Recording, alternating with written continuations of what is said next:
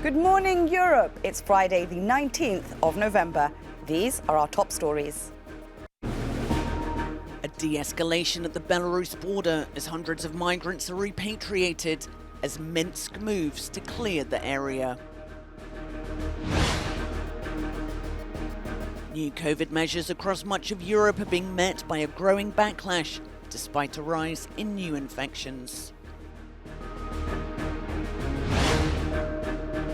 And a letter written by Catherine the Great outlines her efforts to vaccinate the Russian population against smallpox.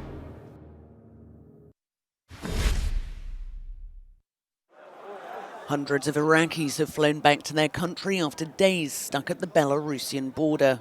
Of the 430 people who left Minsk, 390 got off at Erbil International Airport in Iraq's northern Kurdistan region before the flight continued to Baghdad. The EU closed ranks with Poland supporting its operations to block the entrance of migrants into the country from Belarus.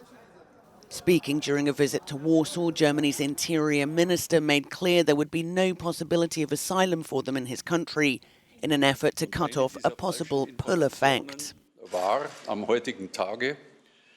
And one type of false information today was that the German federal government would be willing to take in a certain number of these refugees.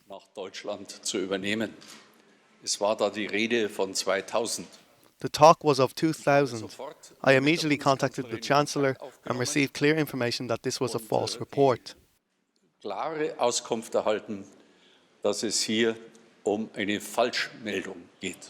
But there are still hundreds of migrants waiting patiently at the Polish border despite the freezing temperatures and hard conditions, hoping for an opportunity to reach the EU.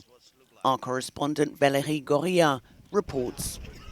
It's been another day of intense activity by the security forces on the Polish side of the border, as it has been the case all week. The activists are telling us and told me all week that they've virtually had no cause of distress from migrants, not because there is no distress, but because they are not getting through. And those who do get through are taking huge risks. And this is also worrying the local population. They have been supporting the strong presence of the military and the police and the border guards, but still they are concerned about the fact that there will be more casualties. Actually, they are sure that there will be more casualties in the next few weeks, and this could happen right in their backyard. Valérie Goria from Eastern Poland for Euronews. Well, on Monday, EU foreign affairs ministers gave the green light to the fifth package of sanctions against Alexander Lukashenko's regime in Belarus, this time directly related to the hybrid warfare he's been engaging in, where he's been bringing migrants and refugees, including small children, teenagers from war-torn countries in Afghanistan and Iraq, Yazidis and so on, to the Belarusian-Poland border, where they have been trying to survive in freezing conditions and dire humanitarian circumstances. We know of at least 8 people who have lost their lives. The EU has since this week pledged €700,000 in humanitarian assistance to support these people, even though they've been there for several weeks now. Angela Merkel, the German Chancellor, spoke to Lukashenko on Monday in relation to the situation. He has since started easing off and moving some migrants into holding areas where it's likely they'll be sent back to their countries of origin. The EU has also said that airlines and so on will also be heavily sanctioned if they continue to partake in bringing migrants and refugees to the Belarusian-Polish border. There is hope that the situation can be eased, but not a huge amount. The countries who are at the front line of this, Poland, Lithuania, Latvia and so on, they are deeply concerned that this is an attempt by Russia to sow further chaos.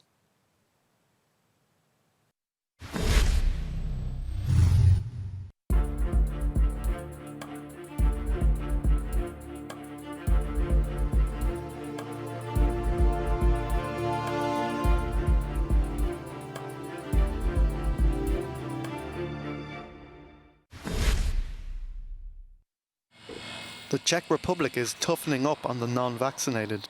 Unvaccinated people will no longer be allowed to show negative coronavirus test results in order to attend public events, go to bars and restaurants, visit hairdressers, museums or stay in hotels.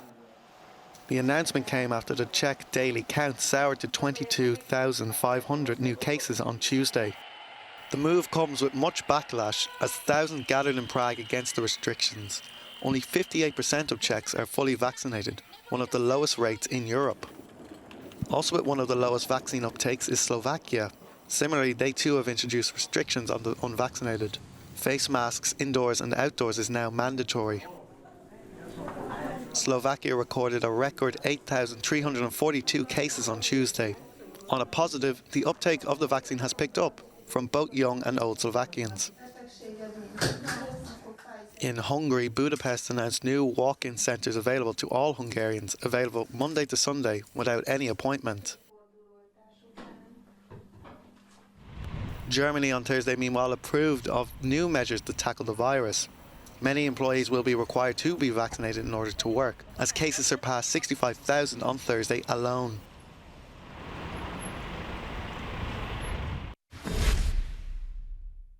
Well, clearly, we really do have to do something about these folk who are hesitant around the vaccine. We have so much data now, and I think the governments need to do their best at being more persuasive with better messaging about the value and safety of vaccination. But also alongside that, it's quite clear that we have to do something to compel people more to wear face masks in crowded spaces and to socially distance where possible, and also where possible work from home for a while until we get over this very difficult situation. Important now that we take as much pressure off of our health systems across Europe as possible, and the only way to do that is to get more people jabbed and more people behaving cautiously. Serena Williams is the latest tennis star to join the growing chorus of concern for missing Chinese tennis player Peng Shuai. The American former world number one said Peng's disappearance must be investigated and said people must not stay silent. On Thursday, Chinese state media published an email that Peng is said to have written. In it, she says she's safe and not missing, but simply resting at home. The player has not been seen in public for weeks after alleging that she was sexually assaulted by a high-ranking Chinese government official. Digital rights activist Glacier Kwong told Euronews that kidnapping people who speak out against the regime is a common tactic of the Chinese Communist Party. That is after they have made claims that are criticizing the Beijing government on what levels, no matter on what levels, then they are being held against their will and they're forced to write statements or even testify in front of state-affiliated media and said they did something wrong and all of the accusations are false. And I think it's already painful enough for Peng Shuai to have to went through what she went through, and now clearly she is being held against her will, according to what we understand from the Chinese government that usually do. So I'm very worried about her personal safety and her mentality at this stage for have to go through all of these things.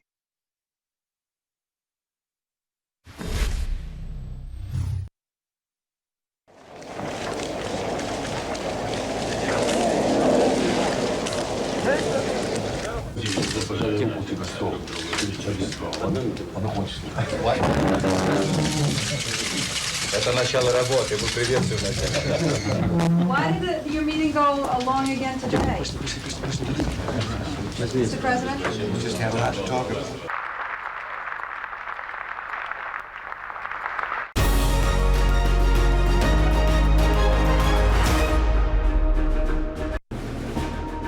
De-escalation at the Belarus border as hundreds of migrants are repatriated as Minsk moves to clear the area.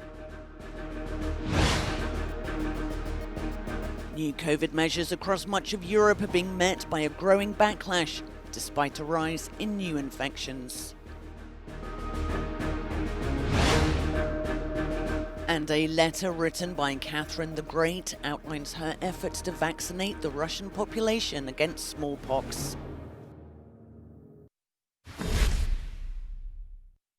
They suffocate, they plead, they regret. This is the message displayed in the center of Romania's capital city, Bucharest, by a photographer who has shot more than 150 hours inside the COVID-19 intensive care units. Cristian Movila is desperately trying to use his art to convince people to take the vaccine. If you show them the reality very raw from the intensive care, you cannot unsee, you cannot delete that from the memory. So I hope we'll stay there, and after a day or two or a week of these kind of messages and images, they will decide. Less than 50% of the Romanians received the jab so far, and this causes a high infection rate and hundreds of daily deaths.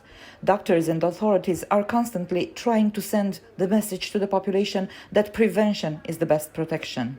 Vaccines are wonderful. What they would manage to do in 1 year, it's incredible. And we are very appreciative for the effort that the worldwide community made to make the vaccine possible. The pandemic will not be over with this fourth wave. Unfortunately, the virus will remain within the community, will continue to circulate and will generate many cases from now on. Winter is around the corner, and there is no reason to believe that the pandemic situation will improve. The urgency of the situation in Romania has also reached Brussels. The Internal Market Commissioner, Thierry Breton, who is in charge of the EU's vaccine task force, visited the country, spoke with the authorities and sent a message to the locals. To fight the pandemic, we have two tools, the vaccine, but also the green certificate that gives us all the freedom of movement. So the Commissioner worked with my team to make this certificate available. It's working now for the 27 countries, but also much more. It's working so well, it's so useful that now 75 countries have already adopted, outside of the EU, the certificate, because Green Pass plus vaccine is the solution to get rid of the pandemic. Romania's mandatory green certificate implementation law was blocked in the national parliament after a rejection vote from the Social Democrats and the far-right senators. Discussions are ongoing in the Chamber of Deputies. A letter from 1787 written by Russian Empress Catherine II, in which she gives instruction on how to vaccinate the population against smallpox, is on display in Moscow ahead of an auction in London. In order to set an example, Catherine the Great decided to be vaccinated along with her son, and soon it became fashionable. The letter put up at the auction today is absolutely unique because Catherine says we need to hire such and such a doctor to arrange inoculation centres in such and such monastery courtyards. There's no need for hospital beds. It's cheap. It can be done. People need to be convinced. The doctor's salary must be taken from our treasury and budget. She describes step by step in stages how to organise a vaccination campaign in Russia, and slowly she made it happen. The exhibition will take place in Moscow from the 19th to the 30th of November at Zubov's estate.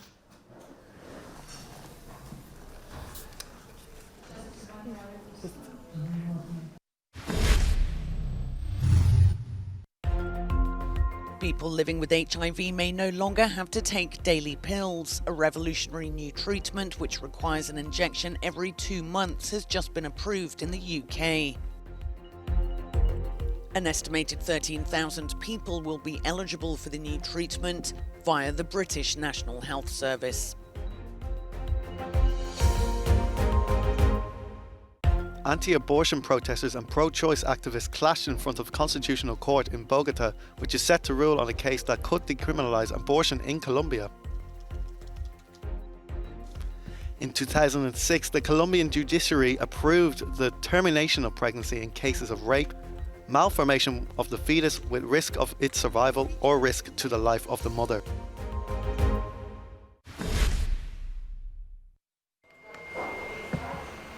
Activists in Russia are rallying to save the famed rights group Memorial, after news that prosecutors have asked to shut it down, saying statements from the organisation show signs of justifying extremism and terrorism.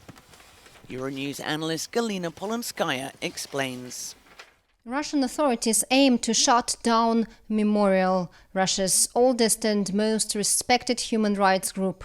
Memorial has two main divisions, the International Memorial Society and the Human Rights Center in Moscow. Both have been labeled foreign agents, and at the beginning of November, Russian prosecutors accused Memorial of violating the foreign agents law and demanded that it be disbanded. Memorial was founded in the mid-80s by a group that included famous dissident and Nobel Peace Prize laureate Andrei Sakharov. One of its goals is to restore historical truth and to commemorate the memory of victims of political repressions. Memorial focuses on the crimes of Stalinist era, but it has also spoken out about the political prisoners in modern Russia, saying that their number has been growing. We have had many voices in Russia coming out in support of Memorial. An online petition was signed by more than 60,000 people. Two Nobel Peace Prize winners, the ex-president of USSR Mikhail Gorbachev and the editor-in-chief of Novaya Gazeta Dmitry Muratov, urged the Prosecutor General's office to withdraw its claim to close Memorial. And Russian leading scientists published an open letter that says that the closing of Memorial is an attempt to deprive the nation of its memory. One of Russia's most prominent modern writers, Lyudmila Petrushevskaya, announced that she is returning a state literary prize awarded to her by President Putin.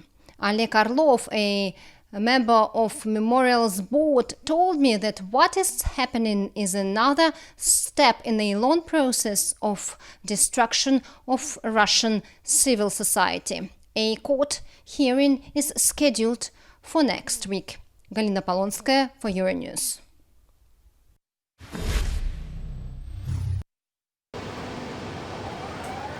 The European Commission is opening the door to state aid in order to push the production of semiconductors on the continent.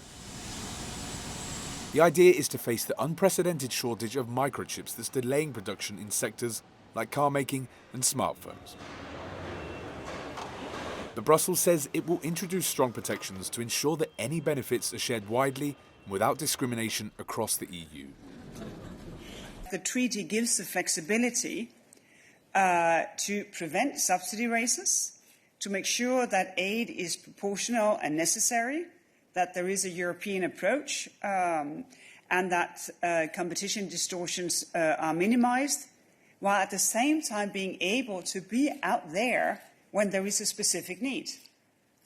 And looking at the global microprocessor chips industry, I think there is a specific need also for production large scale to be placed in Europe. The Commission is trying to strike a balance between member states. Countries like France and Germany want to allow serious state subsidies to boost national companies' competitiveness and face down Chinese competition. However, others like the Netherlands and Denmark oppose government funding in this field. As a beginning, is a good one. It is clear that we must go towards this direction to do more in different fields, to become really competitive and to have a real level playing field in the relation between our industry and the industry of the rest of the world. But certainly the issue of regaining an autonomy on the microchip issues is a very important one. The European Commission also said it will extend temporary state aid to June next year, designed to support companies affected most by the pandemic. Chris Pitches, Euronews, Brussels.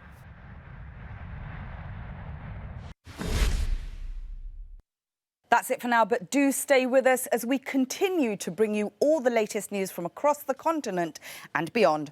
You can also find out more on our website, euronews.com.